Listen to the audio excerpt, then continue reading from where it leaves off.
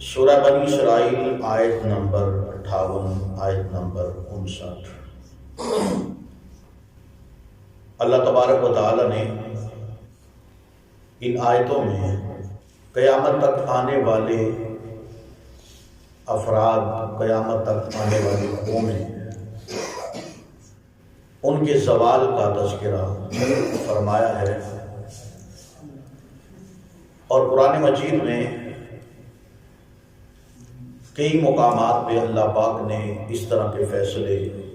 متعدد بار ان کا تذکرہ بھی کیا ہے،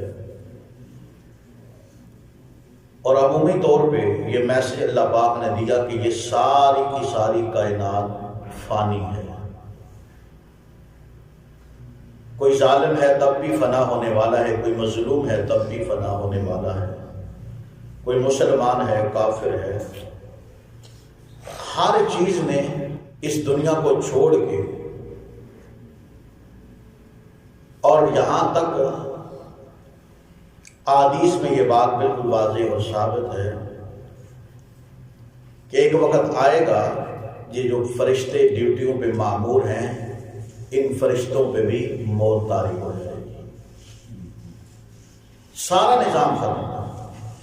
یعنی ایک مرتبہ یہ زمین و آسمان، کل کائنات کا نظام بالکل سرے سے ختم ہو جائے گا، پھر اس کے بعد نئے سرے سے ایک دوسرا جہان شروع ہوگا جس کا آغاز اور جس کی ابتدا حشر کے میدان سے ہو۔ فانی کائنات ہے اور باقی رہنے والی اگر کوئی ذات ہے تو رب کی ذات ہے،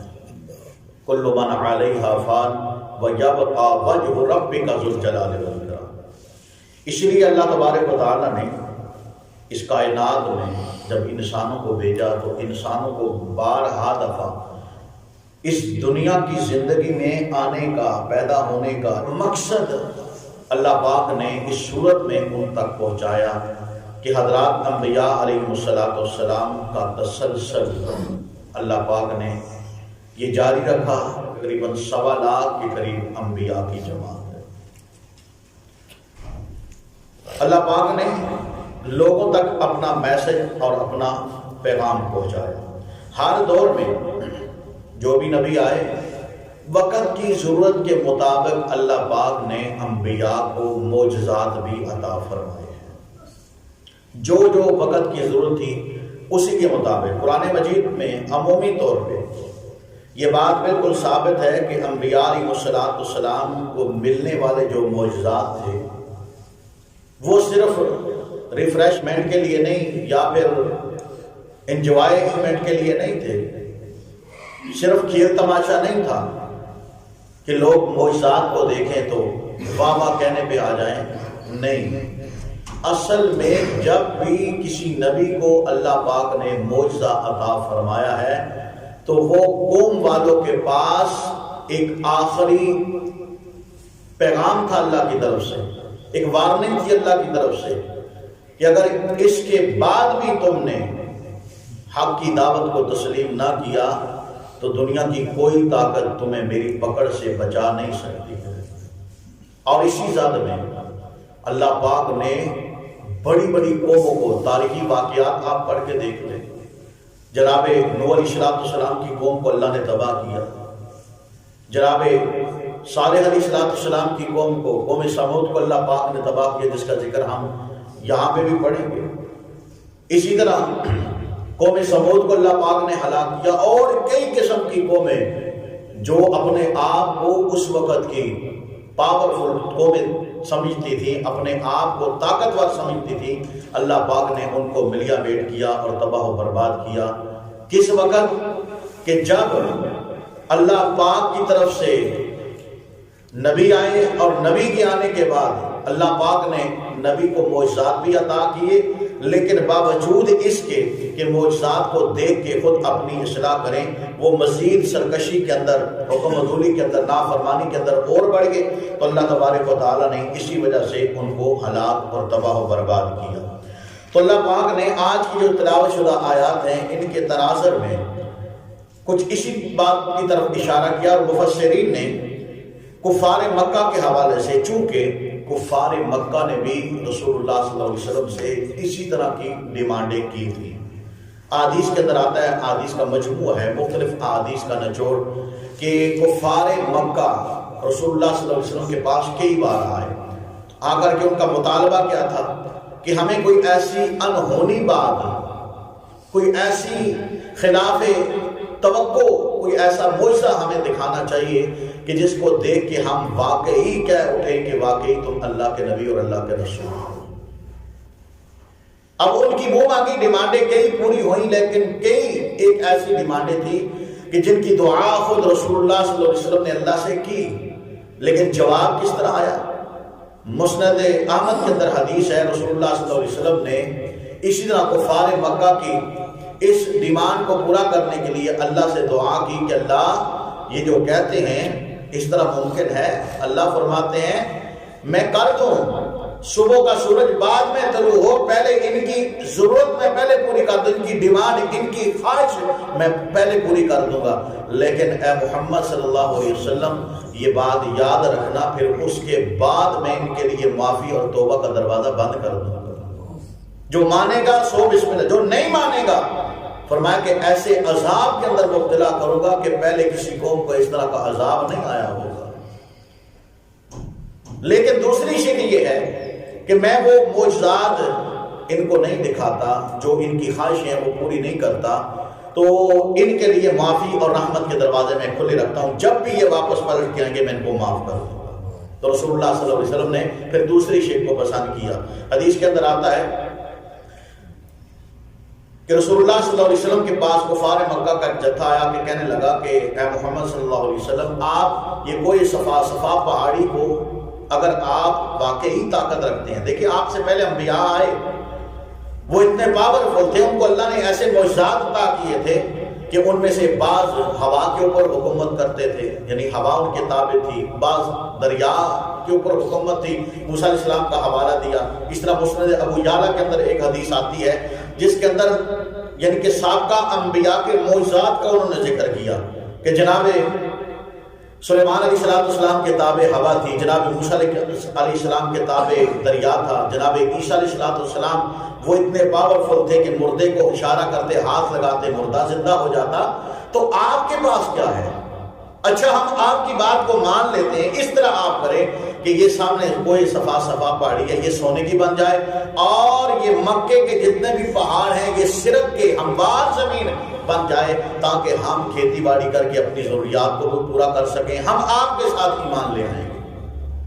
اب اس طرح کی ریکوائرمنٹ ہو، اس طرح کی ڈیمانڈ ہو، سارے باتیں اللہ کے لیے تو مشکل کوئی بھی نہیں ہے، لیکن اصل جو یہاں پہ اللہ نے پیغام دیا ہے کہ معجزات کو بیچنے کا اصل مقصد کیا ہے کہ کسی قوم، کسی بستی کو اللہ کی طرف سے یہ وارننگ ہوتی ہے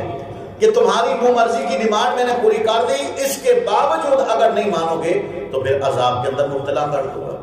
وہی ہوا صاحب کا اقوام کا حوالہ دیتے ہوئے، خصوصاً اللہ پاک نے یہاں پہ قوم سمود کا حوالہ دیا، اور پھر قوم سمود نے جب اللہ پاک نے ان کو اسی طرح کا معجزہ دکھایا، معجزہ دکھانے کے بعد پھر جب انہوں نے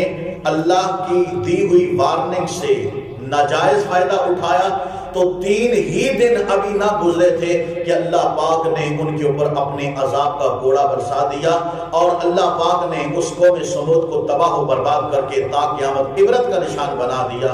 سورہ ہود میں اللہ تبارک و تعالی نے جناب حضرت صالح علیہ السلام کی قوم کا ذکر کیا، جس قوم کا نام تھا قوم سمود۔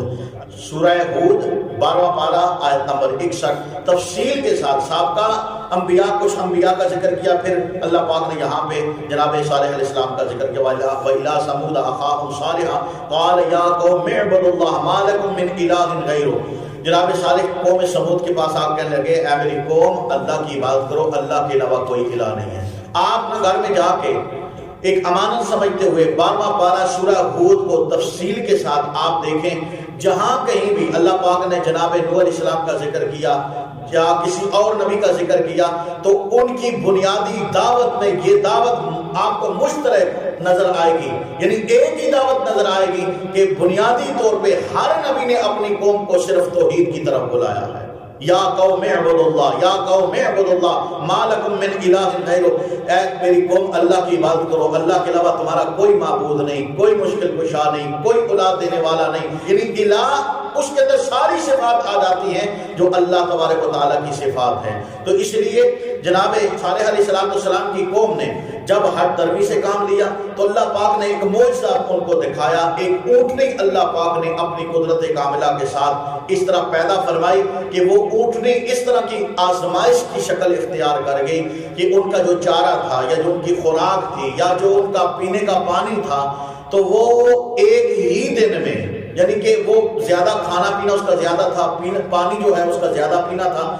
تو ان کے لیے آزمائش بن گئی کہ پہلے ہی ہم فاقہ کشی میں ہیں، ہم تکلیف میں ہیں، پہلے ہی ہمارے اوپر فاقے کام سالی کا دور ہے، کھانے کے لیے بھی وافر نہیں ہے، پینے کے لیے بھی تھوڑا بہت پانی ہے۔ تو جناب صالح علیہ السلام نے پھر یہ ڈیوٹیاں تقسیم کر دی کہ ایک دن تمہارا پانی پینے کا ہوگا اور ایک دن اس اونٹنی کا پانی پینے کا ہوگا۔ اب جب ڈیوٹی تقسیم ہوئی تو وہ اس تقسیم کے اوپر بھی راضی نہ رہے۔ جب وہ اونٹنی پانی پینے کے لیے آتی، اگلے دن یہ پھر مزید پریشان ہو جاتے، تو اس وقت ان میں سے ایک بدبخت جو تھا اس نے اس اونٹنی کو ہلاک کر دیا۔ یہ آزمائش تھی ان کے لیے، امتحان تھا ان کے لیے۔ جب انہوں نے اس اونٹنی کو ہلاک کیا تو پھر اللہ پاک نے ان کے اوپر عذاب بھیج دیا اور ان کو تباہ و برباد کیا۔ اسی حوالے سے اللہ تبارک و تعالیٰ نے یہاں پہ بطور وارننگ کفار مکہ کو بھی اور تا قیامت آنے والے لوگوں کو وارننگ دی ہے کہ دین مکمل ہو چکا ہے، اب اس کے بعد انسان اپنے تائیں مزید ڈیمانڈیں کرے یا مزید ایسی چیز کا مطالبہ کرے کہ جو ظاہر ناممکن ہے، اللہ کی ہانی ہمارے تائیں ہمارے ذہن اور سوچ کے مطابق ناممکن ہے، تو ظاہر بات ہے وہ اپنے تائیں باوجود اس کے کہ مسلمان ہو جائے، تسلیم کر لے اللہ کی دعوت، اللہ کے رسول کی دعوت، لیکن پھر بھی حق پہ نہیں ڈٹتا بلکہ باطل پہ ڈٹ جاتا ہے، تو وہ اس کی ہلاکت کا سامان ہے اور ہلاکت کا سبب ہے۔ اللہ تبارک و تعالیٰ فرماتے ہیں سورہ بنی اسرائیل آیت نمبر 58، فرمایا وَإِن مِّن قَرْيَةٍ إِلَّا نَحْنُ مُهْلِكُوهَا قَبْلَ يَوْمِ الْقِيَامَةِ، کہ دنیا جہاں میں جتنی بھی بستیاں ہیں، جتنی بھی قومیں ہیں، ہر ایک بستی کو، ہر ایک قوم کو ہم قیامت کے دن سے پہلے ہلاک کر دیں گے۔ یعنی تبھی موت جو ہوتی ہے عام روٹین سے جو انسان فوت ہوتے ہیں، اللہ نے فرمایا کہ ہم یا تو تبھی موت ان کو ہلاک کر دیں گے، یعنی اس دنیا سے لے جائیں گے، او معذبوا عذابا شدیدا، یا پھر ہم ہر درم قوموں کو سخت عذاب کے اندر مبتلا کر کے ان کا اس جہاں سے صفایا کر دیں گے، ان کے اوپر بھی موت طاری ہو جائے گی، ختم ہو جائے گا نظام۔ کان ذالک فی الکتاب مسطورا، لوح محفوظ میں جو کتاب ہے اس کی سطروں میں یہ باتیں لکھی جا چکی ہیں کہ یہ جہان فانی ہے، یہ عارضی جہان ہے، اس نے ختم ہو جانا ہے، دنیا و ما فیہا کا نظام ایک دفعہ بالکل سر سے ختم ہو جائے گا۔ اللہ فرماتے ہیں یہ جو کفار مکہ ہے محمد صلی اللہ علیہ وسلم، یہ آپ کے سامنے آ کے مختلف معجزات کی ڈیمانڈ کرتے ہیں کہ فلاں نبی کو یہ معجزہ ملا، فلاں کو یہ ملا، فلاں کو یہ ملا، آپ کے پاس کیا ہے؟ آپ بھی ہمارے لیے معجزات اللہ سے مانگے۔ وما منعنا ان نرسل بالآیات الا ان كذب بها الاولون، اے محمد صلی اللہ علیہ وسلم ہم اس لیے آپ کو ان کی خواہشوں کے مطابق معجزات اس لیے نہیں عطا کرتے کہ جب ان کی خواہش ہم نے پوری کر دی پھر ان کو واپس پلٹنے کا، توبہ کا وہ موقع نہیں ملے گا، ہم ان کے لیے توبہ کے دروازے بند کر دیں گے۔ جو مانے گا ٹھیک ہے، جو نہیں مانے گا اس کے لیے ہم مہلت کا سلسلہ ختم کر دیں گے۔ وارننگ آخری ہے، اللہ فرماتے ہیں کہ جب ہم وَمَا مَنَعْنَا أَن نُرْسِلَ بِالْآيَاتِ إِلَّا أَن كَذَّبَ بِهَا الْأَوَّلُونَ، اسی چیز نے ہم کو ان کو مزید ان کی خواہش کے مطابق معجزات نشانیاں دکھانے سے روکے رکھا ہے کہ لوگ پہلے بھی آئے، جب ان کے پاس ہم نے معجزات بھیجے تو انہوں نے بھی ان معجزات کا انکار کیا، ان کی تکذیب کی۔ فرمایا ان میں سے ایک وَآتَيْنَا ثَمُودَ النَّاقَةَ مُبْصِرَةً، اللہ فرماتے ہیں ان قوموں میں سے ایک قوم سمود تھی، جناب صالح کی قوم، جن کے پاس ہم نے اونٹنی کو بھیجا جو ان کے لیے ایک دلیل ثابت ہوئی، ایک معجزہ ثابت ہوا۔ اللہ پاک فرماتے ہیں فَظَلَمُوا بِهَا، لیکن ان بدبختوں نے اس کے ساتھ بھی ظلم کیا، اس کو ہلاک کر دیا، حالانکہ ہم نے منع کیا تھا کہ اس کے راستے میں کوئی نہیں آئے گا، اپنی مرضی کے مطابق جدھر مرضی جائے اس اونٹنی کو بے لگام آپ نے چھوڑ دینا ہے، کوئی اس کی روک رکاوٹ میں حصے دار نہیں ہوگا۔ لیکن ان بدبختوں نے اسے ہلاک کر دیا۔ اللہ فرماتے ہیں وَمَا نُرْسِلُ بِالْآيَاتِ إِلَّا تَخْوِيفًا، جب بھی ہم کوئی آیت، کوئی معجزہ، کوئی نشانی بھیجتے ہیں تو صرف ڈرانے کے لیے، یہ انجوائمنٹ کے لیے نہیں، سیر و تفریح کے لیے نہیں، یہ فریشمنٹ کے لیے نہیں ہوتا، یہ کھیل تماشا ہنسی مذاق کے لیے نہیں ہوتا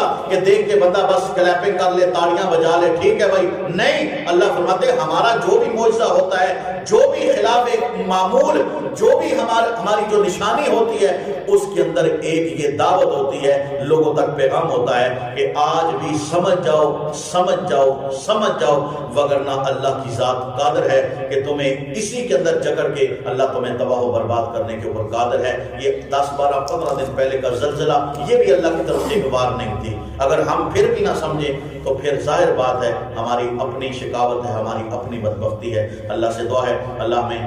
اپنی بھی اور اپنے گھر والوں کی، اپنے جہاں تک سورسز ہمارے ہیں ممکن ہے، اللہ پاک سب کی اصلاح کی توفیق عطا فرمائے۔ وآخر